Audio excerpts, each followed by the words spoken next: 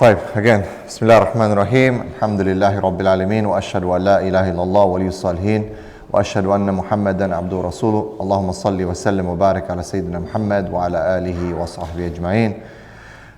I'm going to look at that clock inshallah and make sure we finish within 1 hour بإذن ta'ala. It's 8:19 right now.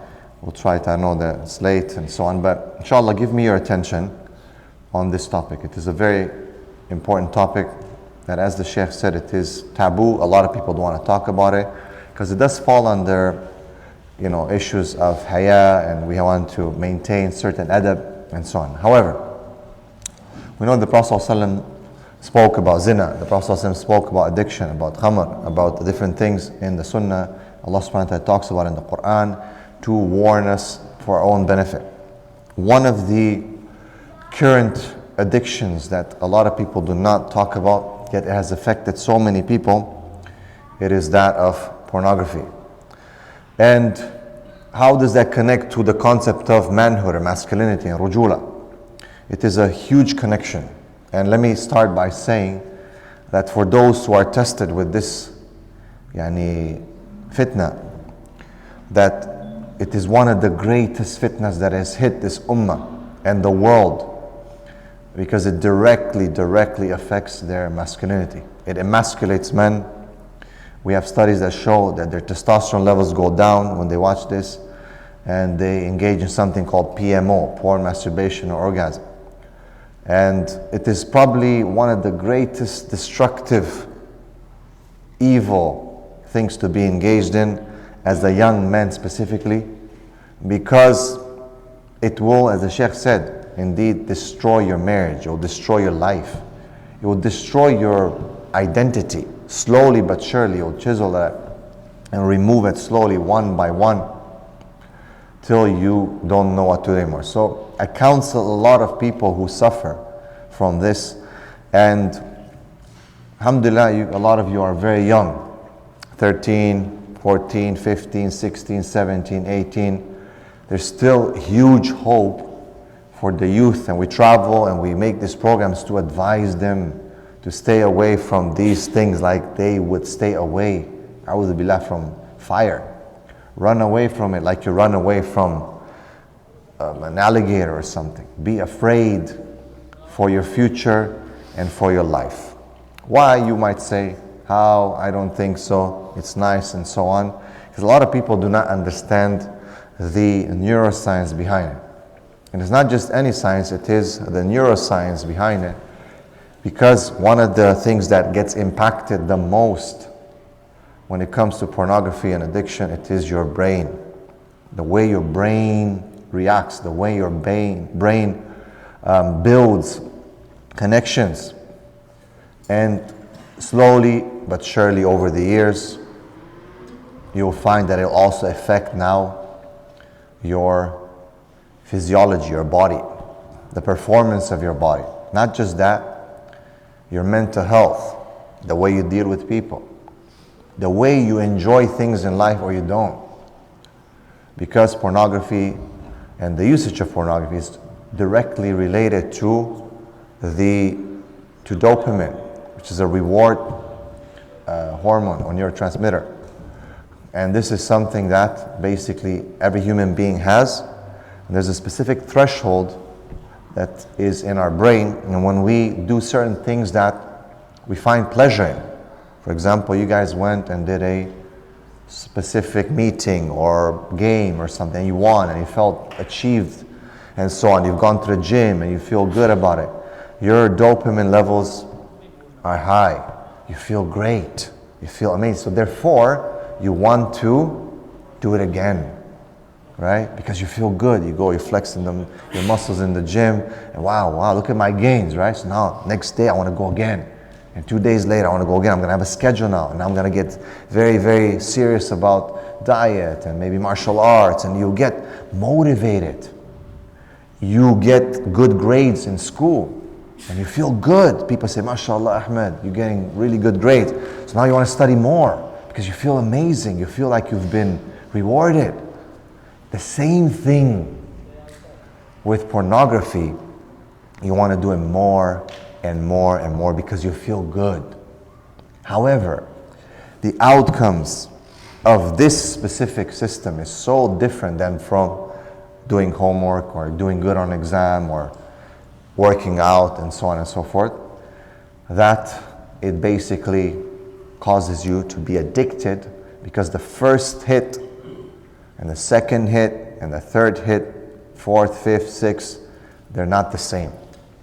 And that's why in neuroscience right now we compare porn addiction to dope addiction or cocaine addiction. And brain scans show the correlation between the two brains. One is on drugs and the other one is what we call the modern day drug. It's been labeled as the modern day drug, one of the most dangerous drugs in the world, and that is pornography. Why is it so dangerous and so addictive?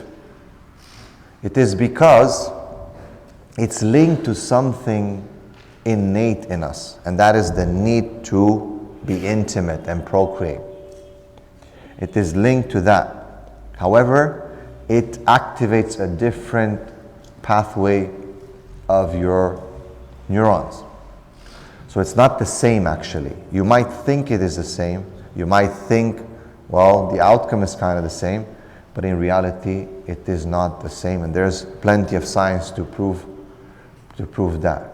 What happens slowly as years go by, you'll find that your body doesn't react anymore, and you find yourself in this huge problem.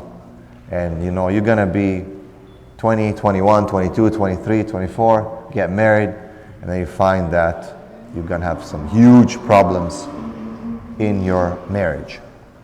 So we travel and we try to reach out to young men to tell them, this is your time, this is the way for you to stop. This is the best thing you can ever do, is to run away from these things if you want to save your marriage, your life, your future, your body, your mental health, and so on. As for those who have fallen to this fitna and they're at a later age, over 20s, sadly it is quite difficult to get rid of it.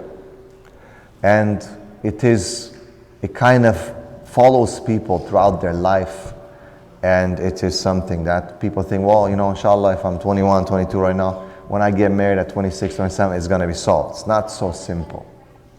A lot of people relapse even when they are married. A lot of people in their 40s, in their 50s are suffering still from this addiction for 20, 30 years. In silence, suffering, not knowing how to deal with things. Their family might not know what's wrong, not being close to their wife, and so on and so forth. So we have the statistics and the ability to look at these things now, especially with the internet being so easy to track. Everyone is tracked, and these companies are making money.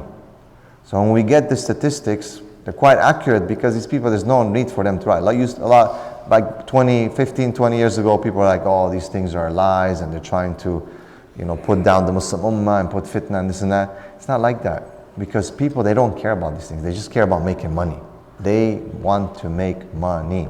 So they want to understand who's watching what, and what do they want to see, so that they can give them more of the same, so they can make more money. So the statistics have been cross-referenced from so many different sources, and actually they are quite accurate, and sadly they're quite accurate. But how is it linked to rujula and manhood? And what is manhood and rujula? This is something that again is a taboo thing, where people find that it's something toxic. I shouldn't be talking about masculinity. I shouldn't be proud to be a man. This whole boys will be boys thing is now wiped out. Boys should not be boys. Boys can be girls today. Right? Boys can change their gender today if they want to. And it raises so much confusion on the basics of the fitrah of what Allah subhanahu wa ta'ala has created into us. This is something that Allah subhanahu wa ta'ala tells us, وَلَيْسَ ذَكَرُ كَالْأُنْثَى. The man is not like the woman. We are very, very different. Allah subhanahu wa ta'ala has created us in a certain way, and has given us a certain responsibility as men, an amana that we have to carry. What is this amana, my brothers? What is the amana that Allah subhanahu wa ta'ala has put on your shoulders? What is the amana? Just shout. What is the responsibility that Allah has put on our shoulders as men, guys? It is one of them, but it's not the main one. To take care of ourselves, the body. Take care of ourselves, okay? Produce children, okay? To protect and maintain women. Now, this is the main responsibility Allah has given us is Islam. Okay? Allah, the main responsibility that Allah has given us is Islam. And indeed, it is men who have to mainly handle this. With all due respect to our sisters, the Imam is a man. And he will never be a woman. No matter how much people try to change these days, okay? Try to put forward some of these sisters to be a man. May Allah guide them. Okay, it will never happen. Allah, and that doesn't mean that, women are bad or something. That's not what we're saying. It's Allah subhanahu wa ta'ala has created a certain role for men and a certain role for women. And now it's all mixed. People are saying, yeah, it's okay. Let's build another masjid. Let's get, you find astaghfirullah, the woman is leading and guys are praying behind her. Okay? Oh, but this is America. So what? Islam, this is Islam. This is not America. Okay, Islam is Islam. Yeah, we're peaceful. We don't break the law. We don't do it. But we're not going to change Islam. That's for sure. Yeah? Your Imam Sahib is a man. He's not a woman. And he'll never be. And this is something that we have to be proud of. Why? Because Allah subhanahu wa ta'ala has given this khilafah, this amana. Okay? Allah subhanahu wa ta'ala told us, إِنِّي جَعَلٌ فِي الْأَرْضِ khalifa. Who was this khalifa? Adam alayhi salam. Okay? Eve, Hawa came as a support for him. To help him, to support him, to comfort him. هُنَّ لِبَاسٌ لَكُمْ وَأَنْتُمْ لِبَاسٌ لَهُنْ. They are a cover and a garment. It protects you, it helps you. But the man is the imam, the man is the khalifa. The man is the one. Whether we are weak or poor or this or that, in the end this amana cannot be lifted. And indeed we are weak in today's world. No doubt, we admit our mistakes. But still, the sunnah of Allah subhanahu wa ta'ala will never be changed.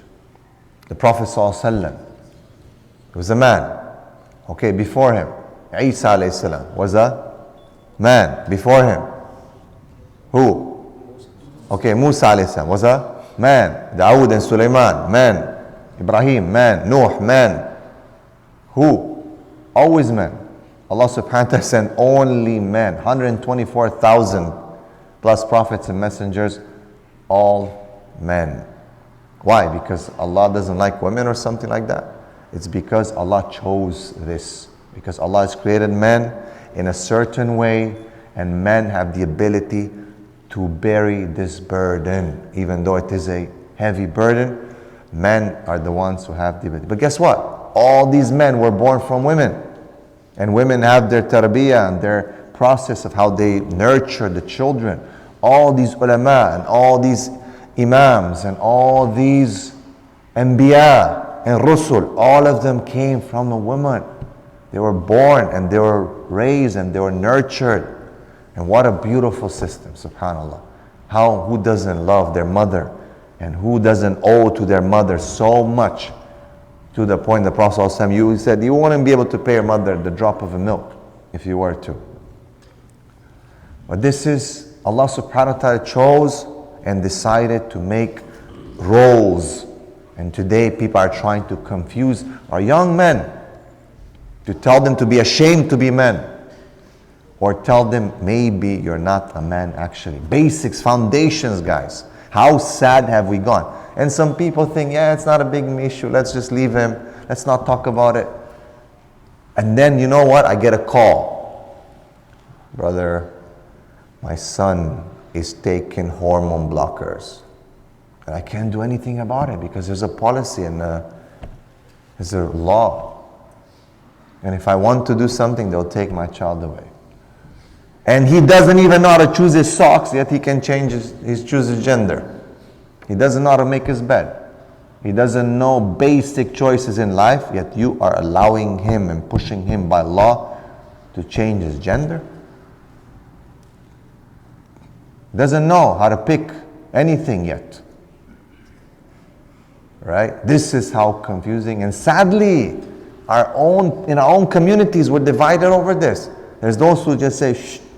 There's those who say, some weird things. And then there's those who just say, we can just work here and there with them and whatnot. No way, man. Come on. It's your children, guys. It's amana for you.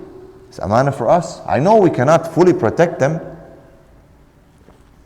But it is an amana on us and a responsibility on us. And you young men, you guys have to wake up. Because if you reach a point, you might think it's fun right now. You might think it feels good. You might think it's okay. Who cares? I'm American, even though my parents are from Pakistan or whatever. But then you're going to reach an age and you call the imam now. And I'm telling you from, as the brother said, almost 20 years of experience. I take on a regular, about 7 clients per day. And it's always pornography, homosexuality, divorce, zina, gender issues, confusions. These are the most common things that I deal with.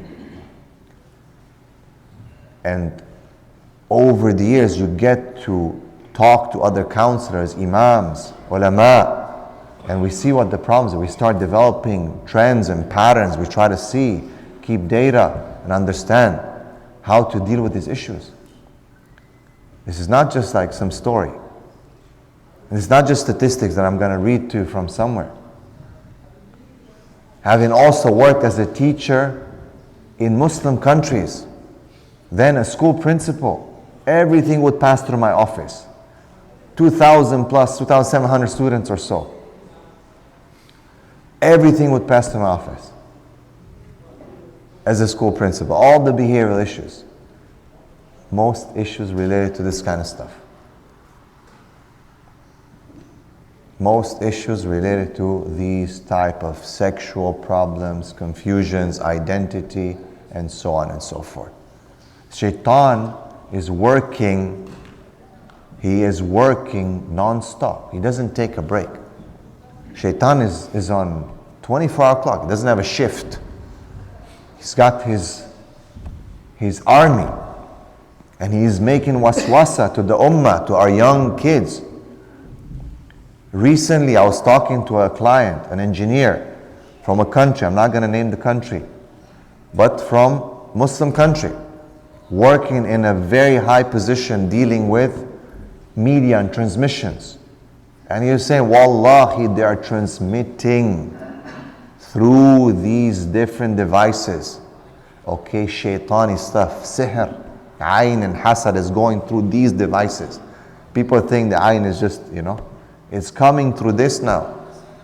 People are posting their stuff online, this and that, I don't know what. Women showing themselves stuff. You could go 2-3 generations, you can never see your grandmother posting or appearing without proper cover and this and that. And now our sisters have modest clothing, hijab tutorials, chopping on lipstick and this and that. And the brothers are looking, and that's just the first crack of the door to cross and go into the other side. These are huge issues that we're discussing and that have to be addressed and found the solutions to, because, my young brothers, if you don't take a decision to change, you will reach a time in your life that it will affect who you are. It will affect you who you are to such an extent that even your sexuality can change. So now we have studies that show that the sexuality is changing. People are becoming gay from watching pornography. Bisexualism is predominantly present in porn users, more in women than in men. With men it's a bit harder, but women are suffering from this high incident rate of bisexuality amongst women from watching pornography. The guys as well, but not as much as women. It's changing who we are. It's changing our sexuality. Imagine you reach finally the age where you can get married and your mom says, hey, I found someone for your dad. And then you're like, I don't want to get married. I want to get married. I'm not even into that stuff anymore. So now people don't want to get married. People delay marriages. Why do people delay marriages? A lot of people say, well, it's hard to find someone. True, we addressed that. In this tour, we addressed how difficult it is. We had a proper marriage course. But one of the reasons why people are so okay with delaying marriage these days is because they have access to this addiction.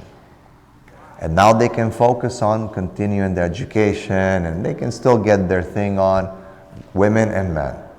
Because by fitrah, as soon as you are baligh, as the Shaykh said, already you have the desire and the shahawat aiming. That's how Allah subhanahu wa ta'ala has created us. And that's why your great-grandfather was marrying at 16. And maybe your great-great-grandmother was around 14 when she was getting married. Now I know, it's 21st century, brother. It's a different time, brother. Come on, brother Romaani, why are you making it so difficult? But ya akhi, Islam is Islam. I know things change. I know, people upgrade and there's all kinds of new technology. But in the end, at the core of our creation, we are still the way Allah subhanahu wa ta'ala has built this DNA, these genes, this body. And that will catch up with you at some point. The fitrah is going to pull you back and your desires are going to be there. And guess what? Allah subhanahu wa ta'ala has given you one path. وَهَدَيْنَكُمْ نَجْدَيْنِ. You have the right path and the wrong path. One way. This is your most basic thing. But Allah has given us a way. Halal, nikah. However, people make it difficult. It's difficult, it's hard. No, you need to do this. I'm not saying that I have a full solution and we need to marry our 14-year-olds right now. But I'm thinking that our communities have to really start thinking outside of just offering prayer services and Taraweeh and Ramadan programs. Because this is a huge issue. And I'm telling you, parents are coming to me and other counselors. In my team, there's 8 counselors. Coming every day, I'm losing my child. I'm losing my child. And they're becoming kafir, leaving Islam. Oh, I cannot be a homosexual? Well, Islam is so strict about it. I don't need Islam. Oh, I cannot do this, I cannot do that. I leave Islam. Or they live a life of mediocrity in Islam, not doing anything, not giving izzah to the deen, not doing dawa, not studying, not this, not that, because their mind is all over the place. They're depressed, antidepressants. Look at America. We're pill-popping culture. Everything has a pill. Antidepressants are sold at such a high rate. The economy, the industry of antidepressant is such a successful one. You go to a doctor, a psychologist, psychiatrist, they prescribe you a pill in a jiffy. And yet it is one of the fields that has the least evidence in diagnosing people. Things are changing slowly, but if you have a problem with your heart, this and that, they'll take blood tests, they'll look at different things, different indicators, and so on, interpret those results. When it comes to psychiatry and mental health in general, there's a lot of self-diagnosis. How do you feel? Oh, tell me about this. It's about a lot of symptoms. Then you look to what can we do? And they most likely prescribe something. Things are, alhamdulillah, changing now, but it's been like this for a long time. So these are the issues that we are faced with and how these two subjects are related. This addiction and rujula, manhood. And with rujula, my brothers, the thing is that a lot of us don't know what it is to be a man. For those who your father taught you, you should say alhamdulillah. Even if your father was strict on you, a bit hard. Okay? I know the uncles, the guys who are in their 30s and 40s now, who have, alhamdulillah, made it, they thank their father, man. You know, say, man, my father, I was just talking to a brother earlier, and he said, my father sent me here, he did this, my brother took, you know, it was difficult. But that was, he said, wisdom, his wisdom was to remove me from this environment, right? Because he understands and recognizes now that amazing wisdom. But the youth today, oh, abuse, oh, trauma, oh, my father, oh, call the police, oh, this, all that. Yeah, your father will be like, man, get out of here. Call the police? Go to the police, they'll send you back to your father with another problem. Yeah. Oh, brother, it's abuse. Oh, brother, child abuse. Oh, brother. There's so much red tape and we're so scared to speak about these things. So for those who their father taught them what it is to be a real man, alhamdulillah. If your father's a bit tougher, guess what? He's gone through difficult. The man was working. People came here to this country, worked hard, sacrificed, didn't take a day off sometimes, right? Be grateful for that. But a lot of people do not know how to be a man. They don't understand even what is that concept. Why do I have to say I'm a man, you know? And of course, with all the toxic masculinity and this is bad and manhood is this and it's, you know, in feminism, men and women should be equal and this and that. People are scared to be a man. They are scared to say or be proud to be a man. A good man, not a bad man, not an abuser, not a criminal, not this, a good man. A man that follows the sunnah of the Prophet sallallahu alayhi wasallam. A man who imitates those real men. But how do we know? No one teaches us. No one talks about these things. But we have so much information in the life of the Prophet ﷺ, in the Hayat al-Sahaba, the life of the Sahaba. Yet they pick those small incidents that show the softness only. And that is good. Softness is important. The Prophet ﷺ told us that if you take the softness or the rifq out of something, it makes it look bad. But if it's in it, it beautifies it, no doubt. But the problem is that we pick those things because they're very politically correct and no one's going to get upset with us. And it's in line with the trends. Who's going to say that, you know, being a kind person and being kind to your wife and being nice and this and that and, all right, being a good neighbor and taking the trash and, you know, someone threw the trash and all these nice ahadith and, you know, doing sadaqah and so on. It's beautiful. Everyone's going to say, mashallah, the Muslims are just like us. Why should we become Muslim? They're just like us. Yani. They should convert to Christianity or leave their religion because we're all the same. No, we're not. No, we're not. We are not the same.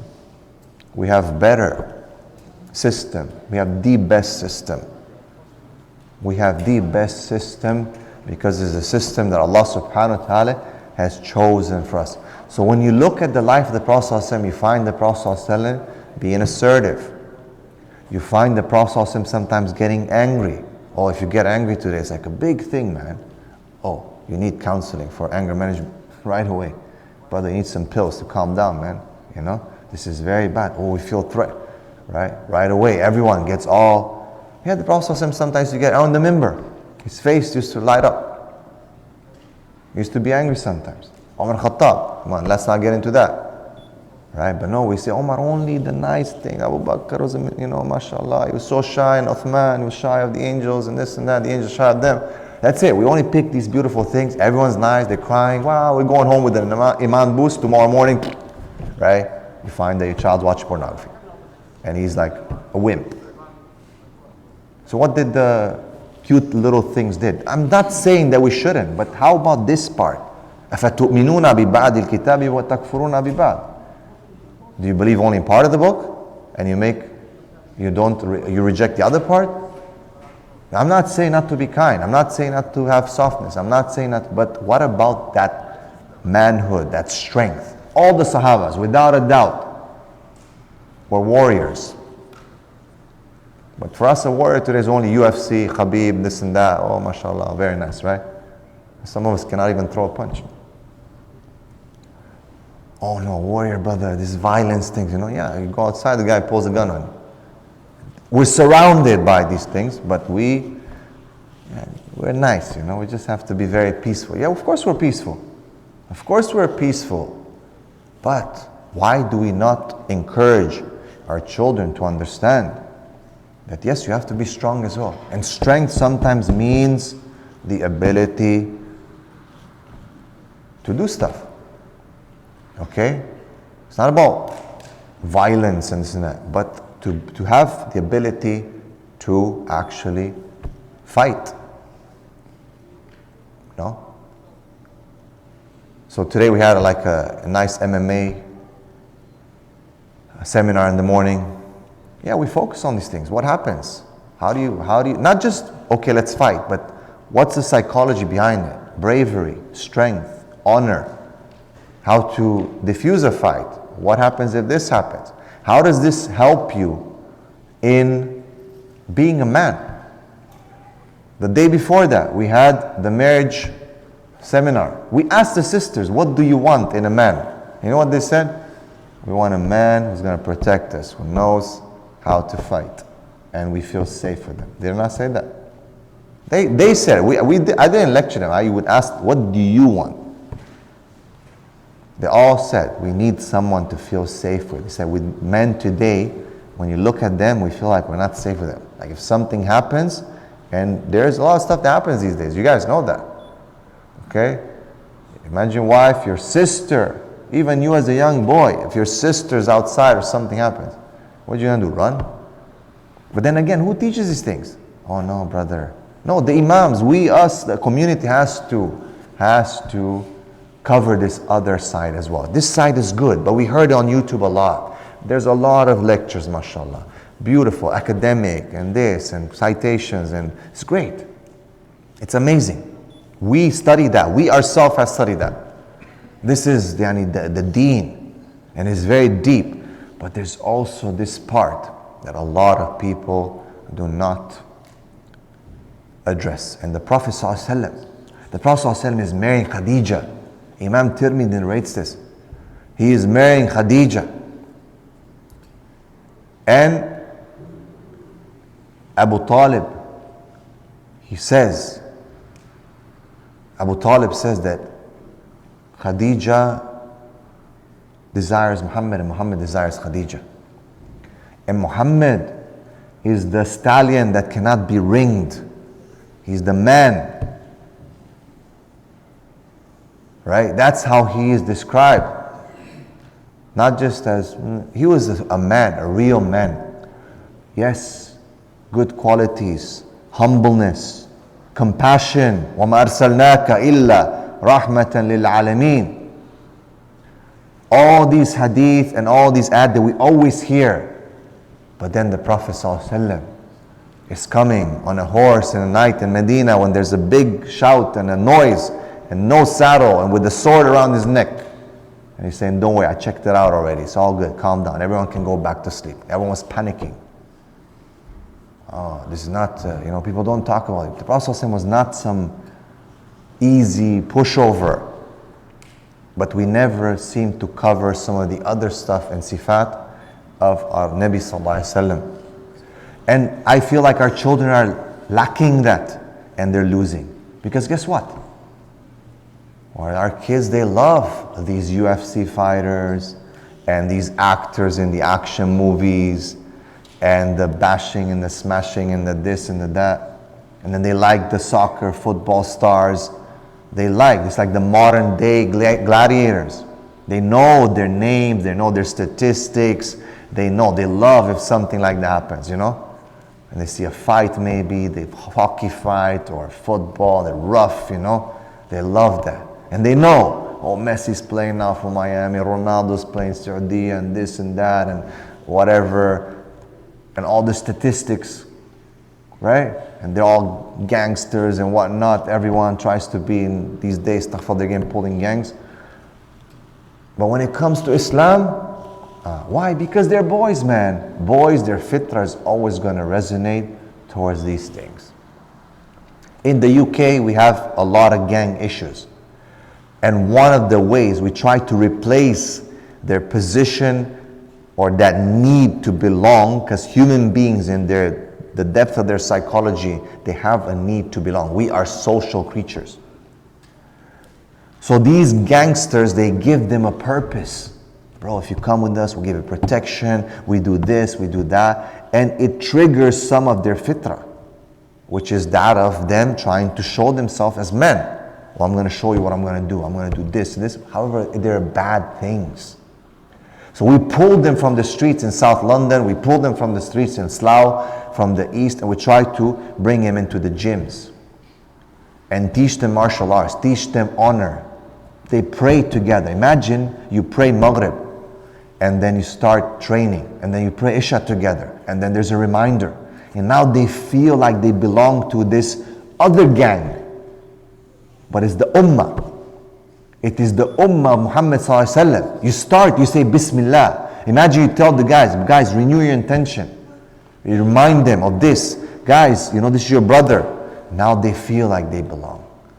So we're in a crisis. It's the crisis of masculinity because we don't know. Like there's no bells that, hey, today you've become a man. There's some signs that ulama talk about in fiqh. But culturally speaking, before, fathers would take their sons out for hunting, for example. Or they would do certain things that would now mark that you become a man. African cultures have this. Southeast Asians would have that. But today, our kids reach the age of 20, they've never done zabiha. They never slaughter. They're like, no. They can't even see their own blood. They go to pull blood for a test. They cannot even see their own blood. And the doctor, mashallah, Allah yazikul khair, he did hijama on us today. And he kept asking, like, you okay to see the blood? Are you okay? Because people are so, even in this thing, they're so weak. Right? So we need to have this addressed. This needs to be addressed. So I recommend to masajid to have the youth coordinators work on this. Let the boys be boys. Let the men be men. Be proud of this. Teach them the sunnah. Go back to the seerah. Extract the curriculum of masculinity. I'm not the best man. This guy is not the best man. The Prophet was the best man. وَإِنَّكَ لَعَلَى خُلُقٍ عَظِيمٍ. He is on this high pedestal. He is the one. He is the best creation that Allah subhanahu wa ta'ala has made. He is the best example for us. We can extract so much. Everything I talk about is not something made up because now Andrew Tate is popular and this and that. We are calling people back to Quran and Sunnah. Back to Quran and Sunnah. Go and study the sifat of the Prophet ﷺ. Go and study his attributes. Go and study his life. Go and study the lives of the Sahaba. You want to see real men. Go and study that. What's Messi? What's Ronaldo? What's I don't know who? With all of them. What's that? But everyone knows. What's Drake? And they, Drake was here. Ooh, this and that. Everyone knows. Yeah, they're laughing because they know. I know. I talk your language. I know what you're going through. I've been there. I'm a teacher. I'm a principal. I dealt with my boys in my school. I didn't just tell them, brother, I want to hear from them. I talk to them. I understand their language. And this is how the Prophet ﷺ was. He was approachable. Sahaba came to him.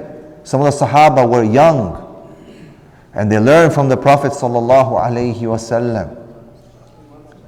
They could look here, man, this man, this. Umar Khattab radiallahu anhu with Abdullah bin Umar. When Umar Khattab he started announcing his shahada in public, they start beating him. And he says, Abdullah, you're beating back. They're fighting back. That they're beating us, we're beating them. His son with him, Az-Zubair ibn Awwam with Abdullah ibn Zubair. Put him on the horse and going through the enemies coming back. With his son. I'm not saying do that. Don't have to go on a horse with swords. Or maybe we should learn how to ride a horse. Maybe fathers should spend time with their kids to teach them how to wrestle, for example, which was something that Prophet ﷺ did. Khalid bin Walid would wrestle. If you study the seerah of Khalid bin Walid, beautiful translation in English. You find that it starts with that incident when Khalid and Omar wrestling. Cousins, yeah? Khalid and Omar with cousins. Like, why not? Why do we not know these things or use these things? Let's make a curriculum. Let's make a program. And that's what we do with this Muslim Alpha. It's not about the name, the title, this. It's just thing, play on words. It's what it represents. It represents the God-given from above the seven heavens. Allah subhanahu wa ta'ala has given us this amana as men to handle it and to carry. The amana of Islam. Inna sanulqi alayka qawlan thaqila. This is something heavy. This is not something light to be taken. But one of the fitnas that will stop us and is making us weak, making the father not even having the desire to teach their children what a man is, and children themselves, young boys, getting into this, young shabab, is this issue of pornography. It is killing us, killing our masculinity. Science shows that when a man does PMO, his testosterone levels go down significantly. Yet when a man has proper intimacy with his wife, his testosterone levels go up. What a big difference. Because there's two different mediums, two different things. People say, yeah, I'm okay, I don't need to get married. I'll wait till 35, complete my PhD, masters, everything, Bismillah ar-Rahman ar-Rahim. And then 30, he finished, alhamdulillah, Dad, I'm ready to get married. But how? What do you think, bro, from 12 or 11 till 30? What'd you do? Fast Monday and Thursday? Let's be honest, bro. Do you know the first age of exposure for children, boys and girls, is the age of 9? Now it's getting even lower. 7. I have clients who tell me, bro, they're like 30. They say, brother, the first time I saw it, I was 7. I was 7. So imagine 7, 30. 23 years of addiction. And he says, now they put me to marry the sister. Hey man, my body's not working. What's happening? What's wrong? First night of marriage, I'm done. It's not, I can't function. Problems, this, that. Few months, they're divorced. Right? This is the reality. Because this desire, this fitrah is not going to lie to you. It's going to call you. And that's why this is the most difficult thing. Because it is embedded in us. It is part and parcel of our instinct. Right? It's not like alcohol. And you can drink water if you want to. Go drink Barbican, non-alcoholic if you want.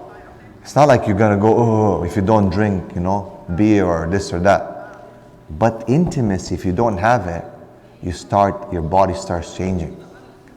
Allah helps you and sends you wet dreams, what's called a wet dream. But a lot of people don't get it. Because you have to have some sabr. Okay?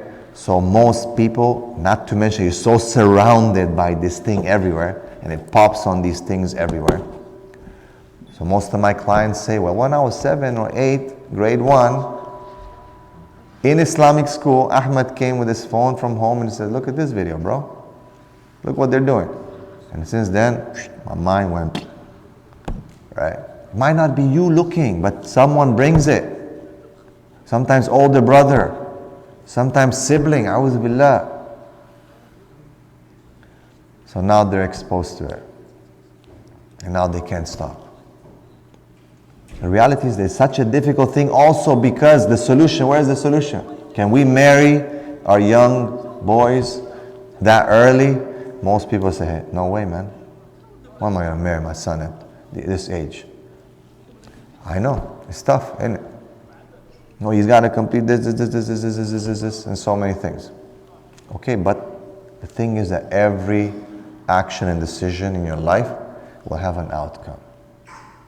I'm not saying that I figured it out. Indeed, Islamically, the correct opinion is that people should get married as early as possible. And the dalil is that the Prophet ﷺ said, Ya mashara shabab, Ya O young men, man istata'a minkum, whoever amongst you can, falyatazawwaj, get married. And a lot of us have the ability.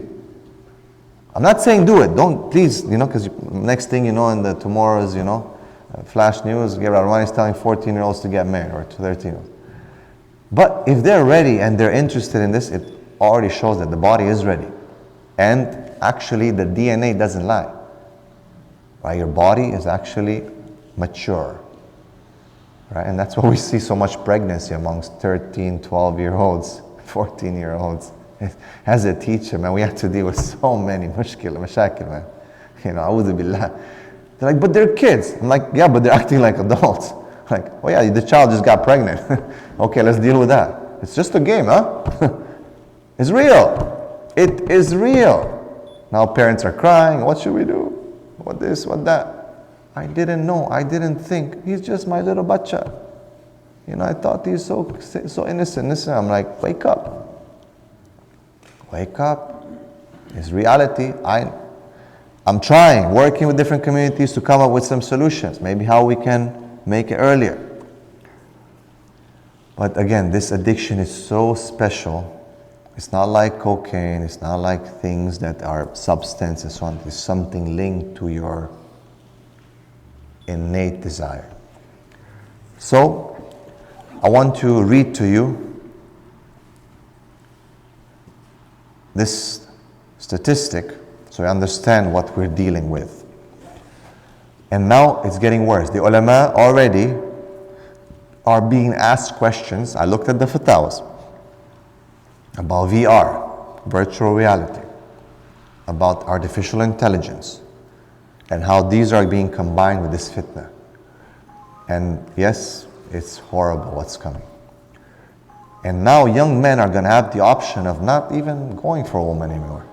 Now they can customize what they want and have a told. So what's going to guide them and push them to go forward to get married? To a woman who might have all kinds of ideas and weird things. Like, man, I don't want to deal with this woman. You know, she's a feminist. I'll just go for this virtual reality. Get my thing on, focus on my education, get my PhD, get my money. I don't need a woman anymore. I'll get a robot now. She won't talk back to me. I'll program her to tell me, wow, you look so good. Wow, how's your day been? Wow, you're the best. Only good things, because you can do that, right? A real wife is going to come home, as soon as you walk through the door, this and that, and my sister, my mother, and this and that, right? And the guy's like, oh, I know, not all women, but this has happened. I know the brothers are laughing because it happens. But do you see, men are not going to want to deal with these issues. They're going to say, hey, I have this option. Look at that. I can go and custom make it, customize it. And the ulama are being asked, is this zina? Is this not zina? What does it fall under? Where is the sharia rule on this? And so on. It's difficult, man. Imagine the difficult. Because technically it's not real zina, because it's not a real human being. But then people go, oh yeah, super, okay. So, I'm not committing zina. A'udhu billah.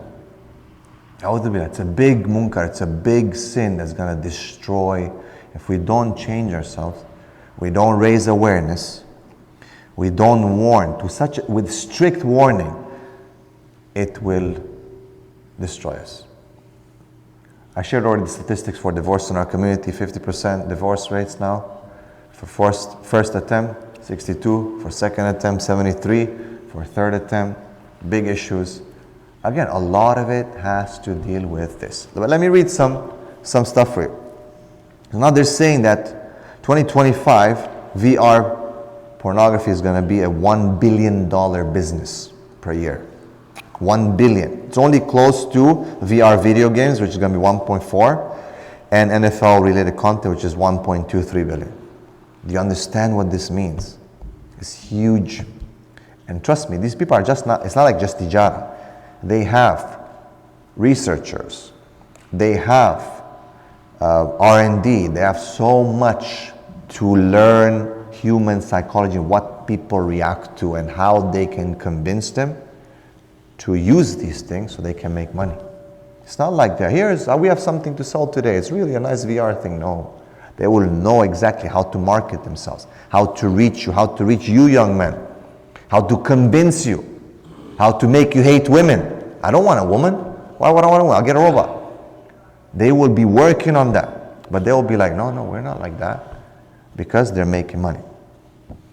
Okay? In 2006, the estimated revenues for sex-related entertainment business was just under 13 billion in the United States. 13 billion. 28,258 users watch pornography every second. Every second. 28,258. 3 million is spent on porn every second on the internet. $3 million every second. Okay? 88% of scenes in these things contain acts of physical aggression, and 49% contains verbal aggression. 79% of performers have used marijuana, and 50% have used ecstasy. So there's comorbidity there. It's associated. It's together. 1 in 5 mobile searches are for pornography. Some things I cannot read, Yani, because it's a bit, yeah.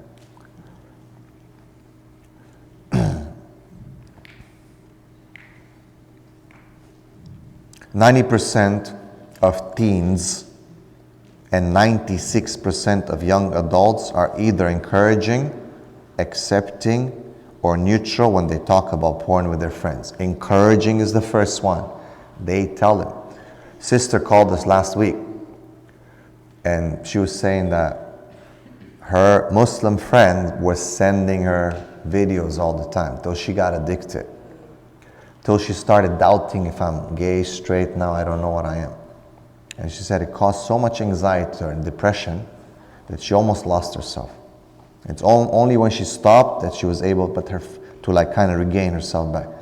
And she had to break away from this friend, because this friend was saying, you're too strict, what's the big deal? It's not zina. It's not zina. Okay, it's 90%.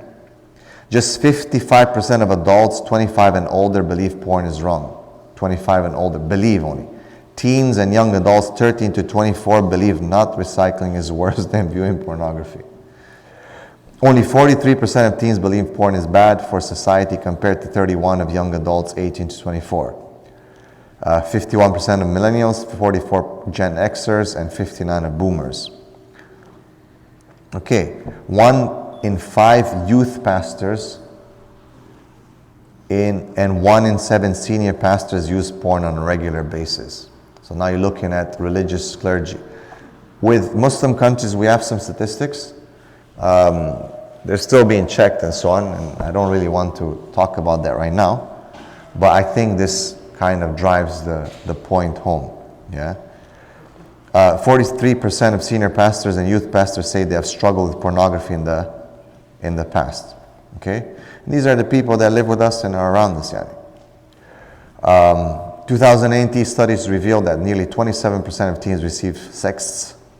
Okay, so talking bad on the phone, texting people, girls and boys texting each other, and so on and so forth. And 40% of pornography users there's different statistics here, but one of them, okay, so with students, 51% of male students and 32% of female students, 32, first viewed porn before their teenage years. Women are also watching a lot of porn. It's not just men. Usually this is only focused on men, because it's kind of like, okay, men, but you'll find that it is also with women. The young women, it says here, who talk to people on campuses about the effects of pornography and their intimate lives speak of feeling that they can never measure up. It causes a lot of self-doubt. A lot of women do these surgeries because of this. They start mutilating their bodies because there's this expectation that is established in society of how they should look, and a lot of it comes from pornography and social media. When it comes to marriages, 68% of divorce cases, 68, involve one party meeting a new lover over the internet. 56% involve one party having an obsessive interest in pornographical websites. So 56% of divorces are because of pornography. 70% of wives of sex addicts could be diagnosed with PTSD. And there's so many, and we're learning more about this. The question is now what to do with these young men. How, what, this. My advice is, of course, first and foremost, we should all fear Allah subhanahu wa ta'ala. And I wish it would just be that simple. There was just someone, ittaqillah, and that's it. The problem is that it's not so simple.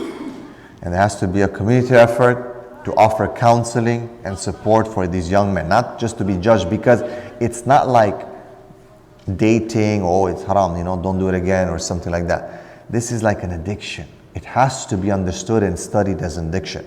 Our community have to have addiction experts. You cannot be just like, okay, don't do it again, pray to Allah to help. Yeah, of course you have to. These are given. But we have to also establish support programs, allow them to come and speak about these issues, because a lot of them are suffering in silence, and depression is creeping in on them more and more and more as they go older. And again, once they reach the marriage time, a lot of them don't want to get married, a lot of them failed in their marriages, and then we wonder why divorce rates are so high. Our communities, our masajid, our Islamic schools have to integrate it in their teaching to address this. Of course, within adab, within the correct way. They can decide, they can have meetings. Their curriculum developers can look at how they can work with this to raise awareness early enough and do some damage control, hopefully, if things, are going to go that way. But it has to be established. It's a very important thing. It's my advice to all the communities to invest in having someone who's an expert in this and they can help and support the community. We offer online programs and services as well. My Tazkiyah, there's Purifier Gaze. There's a few brothers, mashallah, have dedicated their lives to help them, to help people. Reach out. We do counseling, a lot of counseling on my social media. Everywhere you find my information. Reach out to the people. Reach out to your local imam. Don't suffer in silence. I know it's a taboo thing, it's difficult because of judgment, but reach out and do not suffer in silence. طيب, barakallahu feekum. I know I said I'm going to have some questions, inshallah. The Shaykh did some questions and we will try to answer that, inshallah. So if you guys want to raise your hand and ask as well, you can ask these around. You guys can use these to submit anonymous questions too. We're going to go straight to the Shaykh on the device that Or you can just, if you want to say it, you can ask now. Raise your hand if you want to, if you feel like it's okay. If you feel like you want to be anonymous, then just use the QR code, inshallah. I'll have one question. So one common saying that goes around nowadays with the kind of tumultuous periods that we're in, they bring up that the hard times create the strong people create the good times, create the good people, and so on and so forth. That's a cycle. And what many people would say is that we're at probably the most comfortable point in history, especially living in the United States. So how do you feel that comfortable environment plays a role in the youth being how they are? And with us being in this environment, how can we create an environment that creates us, that forces us to be better men? Right. So the brother's asking about a question about, good times, or strong men create good times create weak men, state men, and how the environment affects the issues that we're dealing with today. The environment is one of the greatest factors in terms of changing us, and we adapt to it, culture. Just compare brothers who are coming from Southeast Asia, for example. Their parents versus their children. Big difference. They might look very similar, but their cultures are extremely different. And then compare those first generation ones to their grandparents or something who were back home. Very big difference still. Even though they're raised and born in those countries, they migrate, the environment affects you. I don't know, the people who don't understand the nature versus nurture discussion, come on. It's very clear which one's the most predominant one. Yes, nature is important and so on. A lot of studies, longitudinal studies on twins and this and that. But it's the environment that really, really affects you. And because we're in such a weak, and that we cannot control, really, it's difficult to control, right? We are weak. Now you have to choose, willingly expose yourself to certain situations that will toughen you up. Okay? So we take, for example, young boys. So we're leaving this next 2 weeks. We're going to Turkey in the mountains in the snow to teach them how to horse ride. 3 days they'll be able to gallop. We guarantee it. We'll be in cold water, in the snow, in tents, rough environment, right? Because it helps. And subhanAllah, guys come there with like depression, and they leave after 3 days and they're like, bro, I'm like a different person. Because that environment is something, subhanAllah, 2-3 generations back home, your grandfather would have ridden a horse and you would have been, that's how the life was for them. They just, that was their normal life. Every day, day-to-day life, right? Wherever they would go, whatever, there was some dangers, it was just life. So, we need to open up programs for our young men that are designed to challenge them. Because the environment is not going to challenge you. Unless you're coming from like a really rough neighborhood, but that challenge is not a very positive challenge a lot of times. But indeed you find those guys who come from some of those rough neighborhoods, they're really rough around the edges, isn't it? However, it comes with a lot of negative baggage and problems. You understand? Right? You got some of the brothers coming from the hood, man, and they had to swing and do things there, hustle. They're tough, man. But the problem is that they're damaged in other sectors. We don't want the damage. We want the proper sunnah, correct program that inshallah will bring only positivity in these men. We want good men. I know the sisters sound like men, masculine. Don't worry, sisters. We're not trying to build bad men. We're trying to build good men. You will be happier. Because guess what? The amana of going forward, of doing, of producing, it's all on men in the end. MashaAllah, the women can they're more passive. And their value is in that. We will chase you, we will provide, we will do, we will die for you. But we need to have the ability.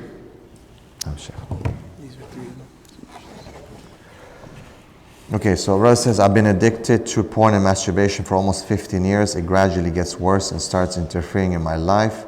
What advice do you have for rehab? Yeah, so 15 years is a very long time. It really affects the person. Person starts looking at different genres. It's not enough now. It's a huge process, and it gets worse and worse and worse. They try to give it up. They give it up for 2 weeks, then relapse. Maybe sometimes a month, they relapse. Goes back and forth, a struggle. And when they relapse, they have this feeling of failure that really creeps in. And that's where a lot of times the depression creeps in, because you're like, man, and shaitan is there just waswasa. Yeah, you're bad. Why do you even need Islam? It's not haram. Who says it's haram? Just relax, enjoy. Sometimes you go to some of these people and they say, bro, the problem is with Islam, because you have cognitive dissonance. You're pleasing yourself and your body feels good here, but your morals are saying no. So these two are contradicting. And in between them, there's depression. That's the outcome. So I would say get some counseling. I don't know, again, if they're married or not. If you're not married, definitely you should be married. You should try to get married. It's not the full solution for it, but again, it helps so much. And yeah, even now we're training couples to understand how to deal with each other's porn addiction. Right? Some of the sisters are like the accountability partner of the guy, and they're helping each other. If we can educate, maybe we can solve it. But in general, when people find out, the partner finds out that the other person is addicted, they'll be like, yeah, divorce me, man, right now. It's over. Right? I think we need to. And even though the sister herself might be addicted to pornography. But when they find out about each other, depends who's, right? The criminal is only the one who gets caught. So we need to educate. Okay, how can we? Because when you try to at least help each other and navigate these challenges by opening the pathways to correct intimacy and sunnah, this can help, kick shaitan out. Do things correctly. One brother was talking yesterday, he's like, how many people don't make the dua of intimacy? The sunnah, or they don't even know it. He was just, I was like, yeah, man. He's like, that's a problem for why our kids are so messed up, he was saying. I was like, subhanallah. True. Now, sorry, brother, go ahead. Excellent. How long does it take for the brain to reset after? Very good question. How long does it take for the brain to reset? There's no set time. It depends on the person. It depends on how long they've gone. So that's why these youngsters, and I know that many of them have been exposed to it, if they can stop at this age, like let's say before 20, they have a good chance of like not having huge problems. If they kind of pass the 20 stage, it's going to be very difficult, man. It's going to keep creeping in, keep chasing them, 15 years, this and that. So if they can stop now, like 16, 15, it's even better. Most of them have seen it, some soft or hardcore, whether through social media or whatnot. So if they can stop now, they can understand and they can really work hard. If they don't reach that level, that's the best, right? Because their brain is still very, very, the neuroplasticity is still very, very good. But as you age, it becomes much, much more difficult, right? So, but there is some possibilities, there is hope, inshallah. And, but alhamdulillah, within a few months, we see that things can change. Within a few months, within a year, things can change. I want to marry a girl, but I'm not where I want to be at in life. What is the best way to go about it? Okay, good question. I want to marry a girl, but I'm not where I want to be at in life. What's the best word? Akhi, how are you going to know where you want to be in your life?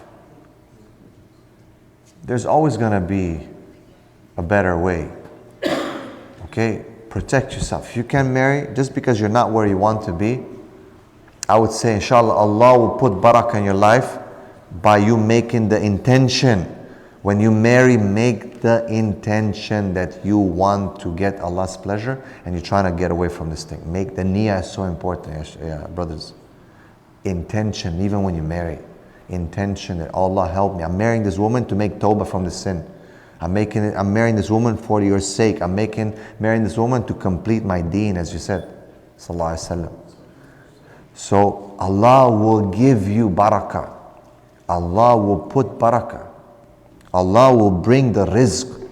نَحْنُ نَرْزُقُكُمْ وَإِيَّاهُمْ. Allah will bring the rizq. Have tawakkul on Allah. Yani you're doing something. If you're playing video games and just sleeping the whole day and then you're definitely not where you want to be.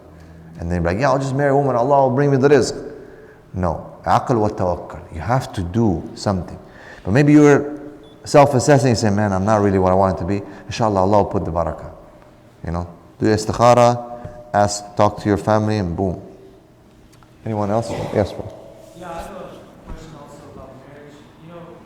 When you approach the idea of marrying at a young age, especially to foreign parents, a lot of the time the response is you need to be able to support yourself and be well established in your career. Yeah. And let's say you're a student that requires an extensive amount of schooling. How do you fight the realistic arguments that your parents throw at you that if you're going to be a man, you should have your own money to take your wife to a honeymoon, to take her out to dinner. As us, that are in school, we're broke, so we don't have much to play with. Okay. How do you fight that? Okay, very, very good question. How do you fight the expectations of the parents, especially parents who come from overseas? They want you to achieve certain things. And as the brother said, as students, we're broke. So there's two things here, guys. Number one is a lot of times your parents, it's not that they don't want to allow you to get married because you don't have money or you haven't finished your studies. It's because you haven't proven yourself to them as a man. You've been living 17, 18, you're 19, 20, 21, 22, 23, sometimes years, and you're just a little kid. Can't do his bed, doesn't clean their room, doesn't ask their mom, do you need something? You're about to go home, you don't call and be like, you need some milk, bread, eggs, should I pick up something from the store? Right, your dad, you don't ask him, you need to clean the garage, you need me to help you change the tire or something. Just on your video game, on your phone. ready food. If the food is not ready in time, you get all weird and so on. You're just a boy.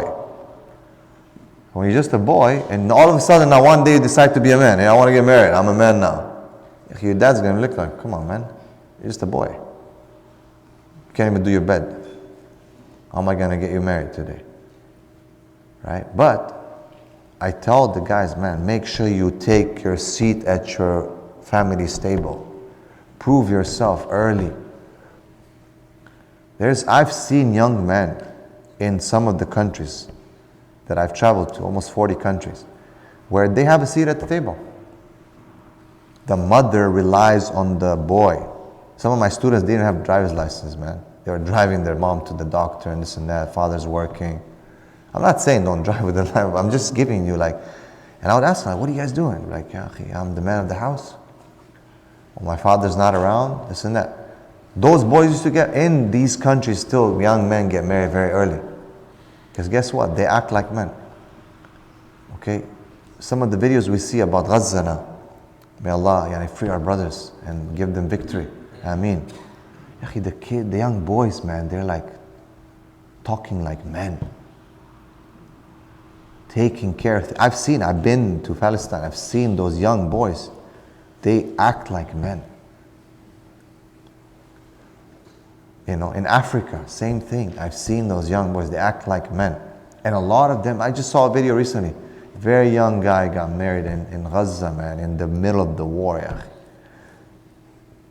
It's the basic, it's not the right time. Definitely not a good time, ain't it? It's like, But hey, his parents didn't say it's not the right time. He's a man. He's a man. So try to prove yourselves as men. Early. Okay, early. The other suggestion that I have to the communities and to the parents, when guys are broke, I always say, look man, if the guys are like 20, 21, they're studying and so on, do the nikah, man. Let them do the nikah, ya akhi. They're going to start dating behind your back. Do the nikah. Make it halal for them. Oh, but brother, you have 2 houses and 3 cars, man. Oh, brother, we cannot. Just open a room for them. Or maybe just do the nikah. Let them still live separately, maybe. Okay? Do the ruqsati or the walima later on. Yeah? Maybe in a year or 2, whatever. But do the nikah. Let them be in halal, man. Agree. Let the fathers meet and have some conditions, some discussion. Let the mothers meet. And whatnot. Come up with some system where the two, okay, he's still studying, he's still this, she's doing whatever, and inshallah when but we will help them. Why? We have to take a vacation every year and spend this much money. Why? Don't take a vacation this year. Help them. Use that money. We already went every year, we go 2, 3, 4 times in this car and I have to buy a Bentley and this and that. And I have 2 houses, one I'm renting and one on this and one is on Airbnb and this. Help your children, man. Give them, I don't know, just basics. Help. I think there can be, with the imams, with the community, we can come up with some solutions. There used to be, like for example, in some countries, this is from what the khulafa and the tabi'in, the salaf, they established, Sanduq al-Zawaj. Right? It's a fund for people who need to get married. And it helps the young man. I've seen it. In certain countries, subhanAllah, like for example, in certain countries, the Khalij, they have Sanduq al-Zawaj, and any young man who wants to get married, he will apply and he will get money. And he will be able to do his nikah, his walima, and even to establish his apartment or his house. Okay? And they will give them support. It can be, our Islam gives us the solutions now. Sorry, Shaikh. Jazakallah khair, Shaykh, for sharing with us today. Jazakallah. And well-needed talk for all of us.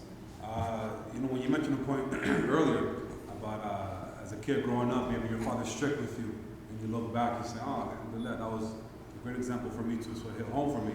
Growing up, I'm a teenager, I want to go play with my friends, and I'll go shovel outside, go rake the leaves, and small things like that, and you grow up and you realize, now, alhamdulillah, being married and kids of my own, 2 years old, boy, I'm looking back and remembering it. So I want to ask, maybe for a few of the parents out here who have kids, so I know we have a lot of youth here, but maybe question for myself. So 2-year-old boy, and I'm noticing, of course, even at that young age, they're copying, they're mimicking, they're seeing your observations and such.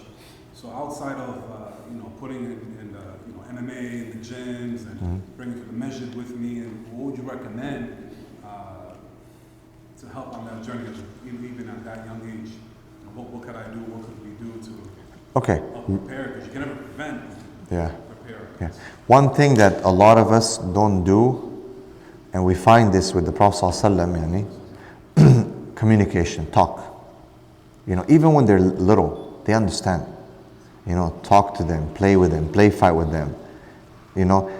Teach them. Like Imam Ahmed's mother used to dress him up as Imam, as Shaikh, and send him and tell him, look at this, look at that.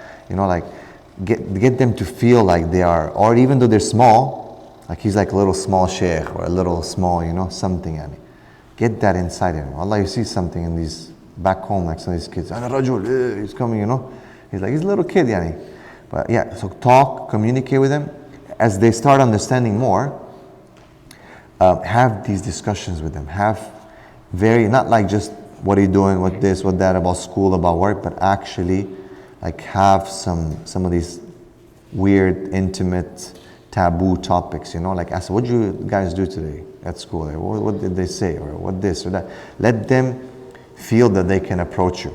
The Prophet ﷺ was the most approachable person, right? A lot of kids do not talk to their parents. They don't feel comfortable to open up because there's this big disconnect, like, well, he's my father, and it's not good. Right? But if you can maintain a good relationship, they will feel comfortable to speak to you. If he likes a girl or something like that, he will come and tell you. He knows it's haram, but he knows that I'm having this issue. And they will come and talk to you. It's better. I'd rather have my kids come and talk to me about how they feel, what they're experiencing and all these things, than to go talk to whoever, God knows. So how would you piggyback on that, the difference between being a friend and a father? Right. That balance. Right, very good. So again, it's balancing it out. There should be some respect and fear, yet there should be some kindness and, so they know that if they cross certain limits, they get punished. But they also know that they can come to you.